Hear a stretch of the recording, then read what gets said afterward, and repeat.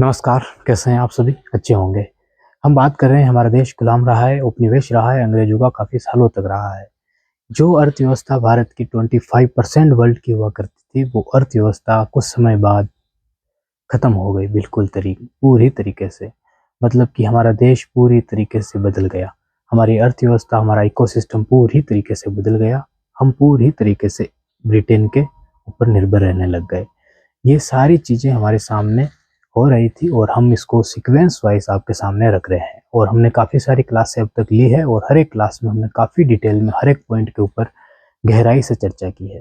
आज की हमारी क्लास में हम वहाँ तक पहुँच चुके हैं जब हमारे देश के जो लोग थे, जो शिक्षित वर्ग था, उन लोगों को चीज़ें समझ में आ रही थी और वहाँ से एक व्यक्तित्व थे, एक महान व्यक्तित्व था, जो उस दौर में जहाँ पे ब्रिटेन के सामने कुछ भी नहीं बोला जा सकता था, एक शब्द भी बोलना काफ़ी मुश्किल होता है या जोखिम भरा हो सकता था, उसमें आपकी जान भी जा सकती थी। हम लड़ाई की बात नहीं कर रहे हैं, हम कह रहे हैं कि एक शब्द भी उनके खिलाफ बोलना आपकी जान ले सकता था। उस दौर में दादा भाई नौरोजी नाम के व्यक्ति थे। उन्होंने धन का निष्कासन नाम का एक सिद्धांत दिया और उस सिद्धांत में ये कहा कि जो भारत दुनिया की 25% इकोनॉमी हुआ करता था, आज वो भारत दुनिया का एक मजदूर बन के रह गया है और उस मजदूरी का सारा लाभ ब्रिटेन जैसा एक देश उठा रहा है। तो हम बोलने में ज़्यादा टाइम नहीं देते हैं, बोलने से बातें हवा में उड़ने लगती है। हम लिखते हैं और आपके सामने इस चीज़ों को एक्सप्लेन करते हैं। शुरू करते हैं हमारी क्लास। सबसे पहले तो हम दादा भाई नौरोजी का नाम थोड़ा बाद में लाएंगे, पहले हम समझेंगे कि ये कहानी किस तरह आगे बढ़ती है। तो हमने आपको बताया कि 1857 की जो क्रांति हमारे देश में हुई थी, उस क्रांति के बाद जो ब्रिटेन था जो ब्रिटेन था ब्रिटेन की जो रानी थी, क्राउन जिसको बोलते हैं, उस रानी ने अपने हाथ में देश का प्रशासन ले लिया। देश की शासन व्यवस्था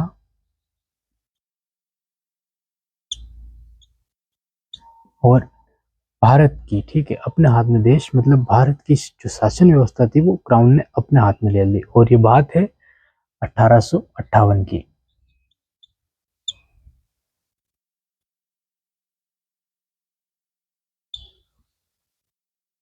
1858 की ये बात है। यहाँ पे एक चीज को आप समझना और इस चीज को नोट भी करना, आपकी नोट्स में देखना। यहाँ पे 25% इकोनॉमी हमारी हुआ करती थी। यहाँ पे 25% इकोनॉमी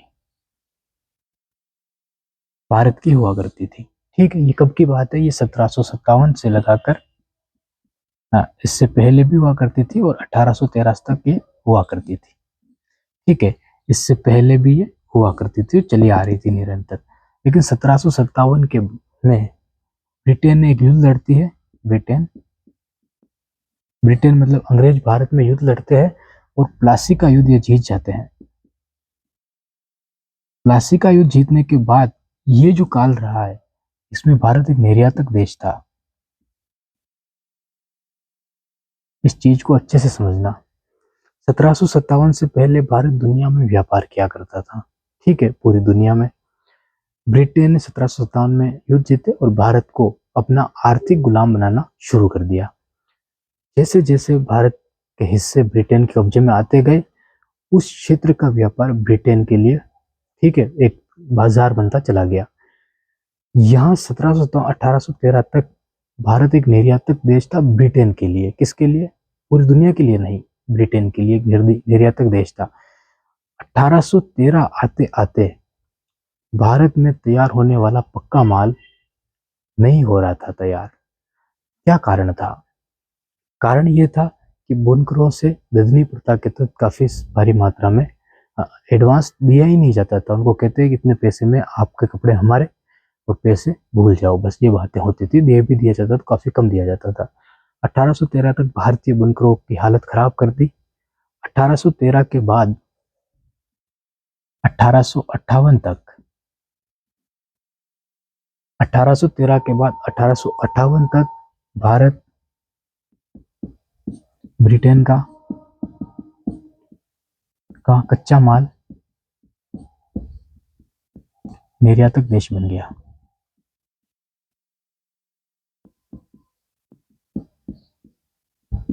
एक बार वापस समझना इस चीज को। 1757 से 1813 तक भारत ब्रिटेन के अंदर सूती कपड़ा, रेशमी कपड़ा, मसाले, ठीक है, जो भी चीजें थी पक्के माल के रूप में ब्रिटेन में बेच रहा था और व्यापार कर रहा था। वहां पे 70% टैक्स लगाया गया, 80% टैक्स लगाया गया भारत के पक्के माल पे, ताकि भारत का पक्का माल ब्रिटेन में नहीं बिके। ठीक है, नहीं बिकेगा तो कहाँ पे बिकेगा? दुनिया में दूसरे देशों में बेचिए, बिक जाएगा, लेकिन कैसे बिक जाएगा? समुद्र के ऊपर ब्रिटेन का पहरा था, नेपोलियन का युद्ध हो रहा था, बोनापार्ट वाला, आपको पता है। अमेरिका, फ्रांस की जब आप क्रांति पढ़ते हो तो वहां पे अमेरिका के साथ, ब्रिटेन के साथ युद्ध होना, फिर जो दुश्मनी ब्रिटेन की लुई सोलवा ने बढ़ाई थी, वो दुश्मनी आगे बढ़ जाती है किस प्रकार से। तो पूरे समुद्र पे ब्रिटेन का पहरा था। भारत के अंदर ऐसी कोई बड़ी कंपनी नहीं थी जो ईआईसी कंपनी को टक्कर दे सके उस वक्त के दौर में। ठीक है, तो ये कारण था।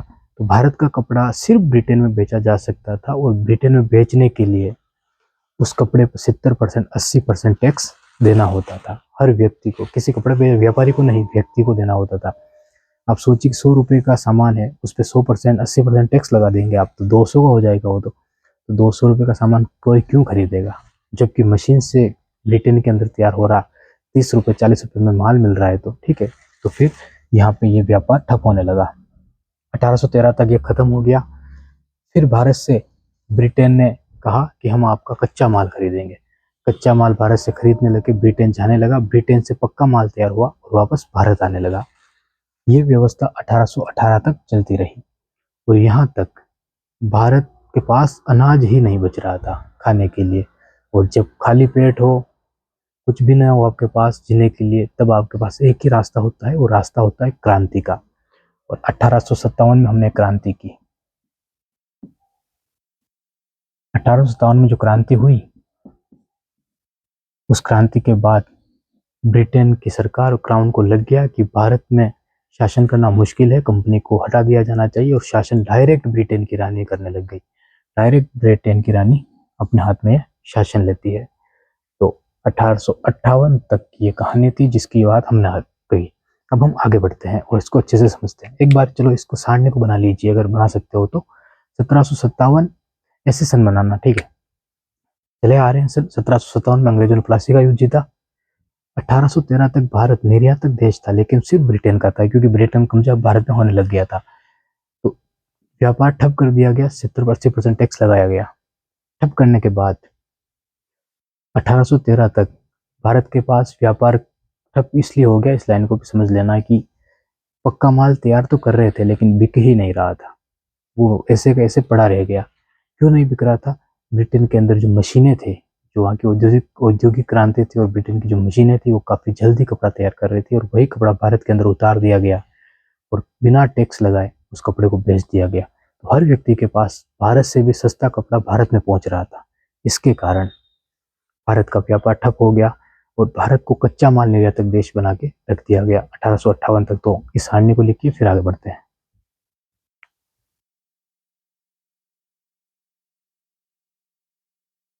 ठीक है, तो आगे चलते हैं। हम आराम से वीडियो को रोक के लिख लेना, अगर नहीं लिखा हो तो। हम 25 इकोनॉमी को नहीं बढ़ाए मिटाएंगे, सिर्फ इसको मिटाते हैं।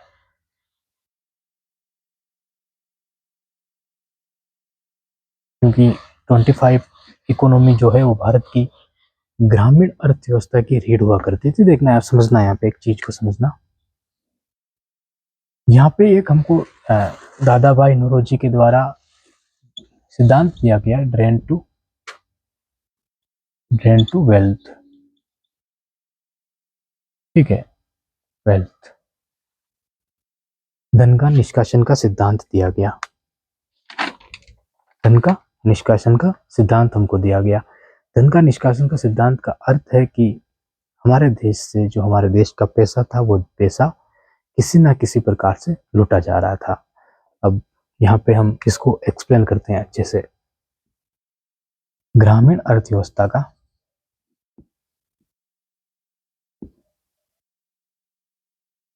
अंत हो रहा था। ये कैसे हो रहा था इसको समझना। 25 इकोनॉमी का मतलब है कि भारत दुनिया में व्यापार करता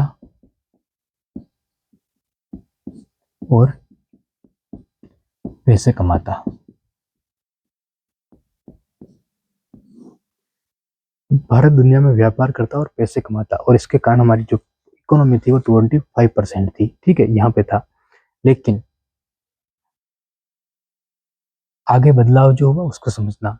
ग्रामीण अर्थव्यवस्था का जो अंत हुआ था ये पॉइंट है, और इकोनॉमी वाला ये पॉइंट है। अब इसको यहाँ पे लिख रहे हैं, इन दोनों पॉइंट को एक साथ जोड़ के। भारत ब्रिटेन से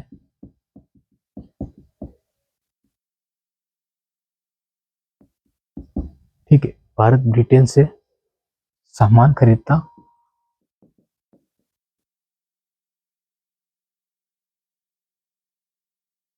और पूरी तरीके से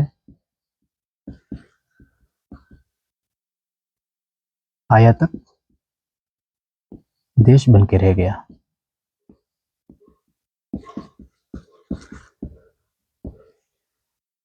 भारत ब्रिटेन से सामान तो खरीद रहा था, ऐसा नहीं, देखो व्यापार पहले भी किया जा रहा था, ऐसा नहीं। व्यापार किसी दूसरे देश से भारत कर रहा था, तो वहां पे कोई चीज पसंद आती तो भारत उस चीज को खरीदता।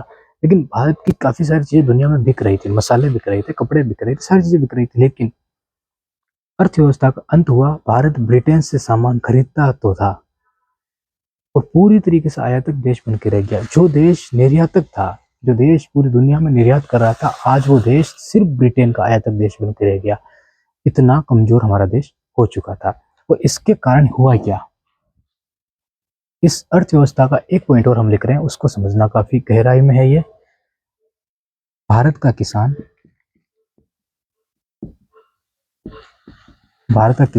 खेती करता और भारत का जुलाहा कपड़े बुनता।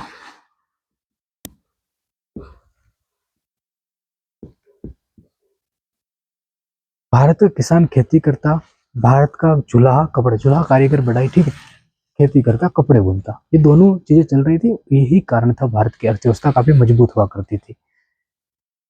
अब समझना, यहाँ पे जब व्यापार ठप हुआ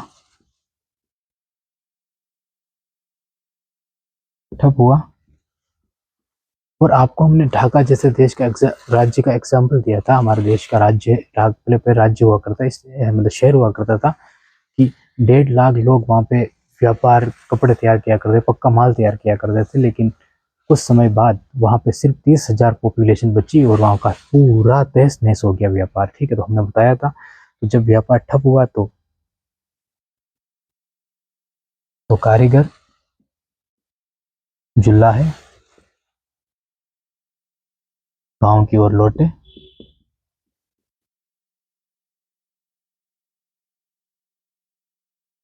और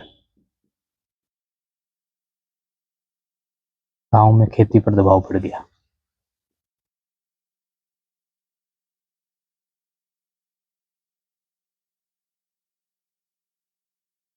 ये पॉइंट समझ में आया कि नहीं आया, कि जब व्यापार ठप हुआ तो कारीगर जुलाहे गांव की तरफ लौटे और गांव में खेती पे, जो खेती पहले नियंत्रण में थी वो खेती अब मतलब कि बंटने लग गई।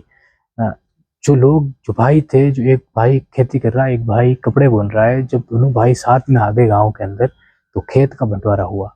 और पहले आपको पता है कि परिवार हुआ करते, काफी बड़े परिवार हुआ करते थे, तो खेत का बंटवारा हुआ तो एक नहीं हुआ, चार चार पांच पांच बंटवारे हुए और खेती बंट गई। बंटी तो आपस में ही लड़ाइयाँ होने लगी और उस लड़ाई का फायदा उठाने लगे अंग्रेज। और उसी दौरान आया एक सिद्धांत जिसका नाम था ड्रेन टू वेल्थ, दादा भाई नौरोजी के द्वारा दिया गया। तो इसकी चर्चा तो हम काफी बाद में करेंगे और काफी गहराई में करेंगे कि ये क्या था, क्यों दिया गया। लेकिन ये पॉइंट आप लिखिए। पॉइंट लिखना कैसे है, पहले 25% इकोनॉमी, उसके बाद ये लिखना, उसके बाद तीर का निशान लगा के ये लिखना, और फिर इसको बॉक्स में लिख लेना, ठीक है, कोष्टक में लिख लेना, और फिर ग्रामीण अर्थव्यवस्था का अंत और ये लिखना, ठीक है। फिर आगे चलते हैं।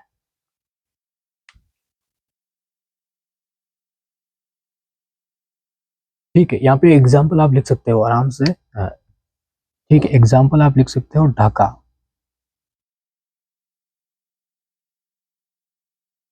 ये पॉइंट लिख लीजिए, फिर हम एग्जाम्पल और एक पॉइंट और है जो आप साथ में लिखते हैं। ठीक है, तो आगे चलते हैं अब।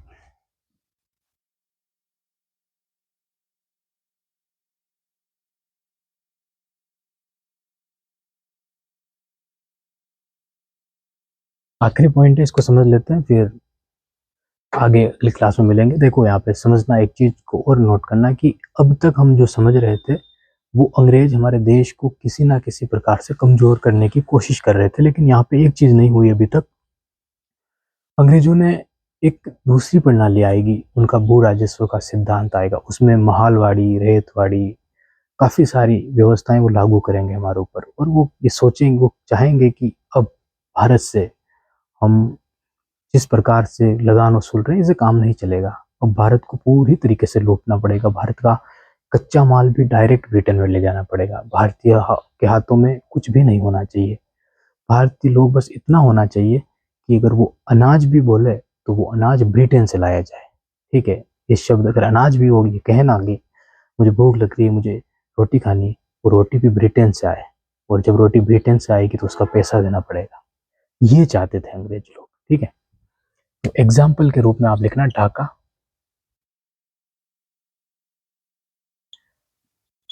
अभी बांग्लादेश की राजधानी है। आपको पता है कपड़े में सबसे जो शानदार शहर है वो। अब देखना, 1.5 मिलियन लोग, नहीं 1.5 लाख लोग रहते थे ढाका के अंदर। आगे चलकर 30,000 लोग रह गए थे वहां पर बस। ठीक है, कारण क्या था कि जो व्यापारी थे वो फेल हो गए अपने काम में, उनसे काम छिन गया और वापस गांव की तरफ चले गए और लौट गए। तो यहाँ से अब शुरुआत होती है एक नए चैप्टर की, जिसमें हम देखेंगे अंग्रेजों के द्वारा जो व्यवस्थाएं लागू की गई, उन व्यवस्थाओं को काफी गहराई में और काफी डिटेल में और काफी अच्छे से आपके सामने रखेंगे। तो हमारी आज की ये क्लास आपको कैसी लगी? और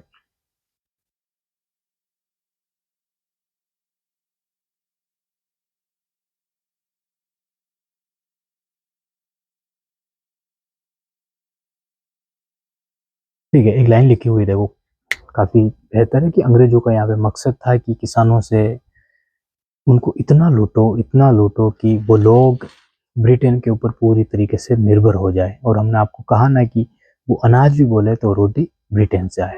जैसे कि हमारे देश में कोई आंदोलन हो रहा है और सरकार चाहती कि उस आंदोलन को खत्म किया जाए, तो वो अपने गुंडे भेज दिया करती थी आंदोलन के अंदर, ताकि एक भी लाठी चल गई तो पूरा पुलिस प्रशासन उनको बदनाम कर देगा। यही नीतियां किसानों के मतलब अंग्रेजों के द्वारा अपनाई जा रही थी कि उनका एक छोटा गलत कदम भी, मतलब कि अंग्रेजों के खिलाफ एक छोटी सी साजिश भी रची गई, एक बड़ा कानून बना के उनके सामने ला दिया गया कि आप लोगों के कारण ये कानून बनाए जा रहे हैं। ठीक है, तो उन्होंने जिस प्रकार से लूटना चाहा उन्होंने लूटा। तो मिलते हैं हमारी नेक्स्ट क्लास में। अगर आपको क्लासेस पसंद आ रही है तो वो कमेंट करके जरूर बता देना कि हाँ आपको अच्छी लग रही है। बहुत बहुत धन्यवाद।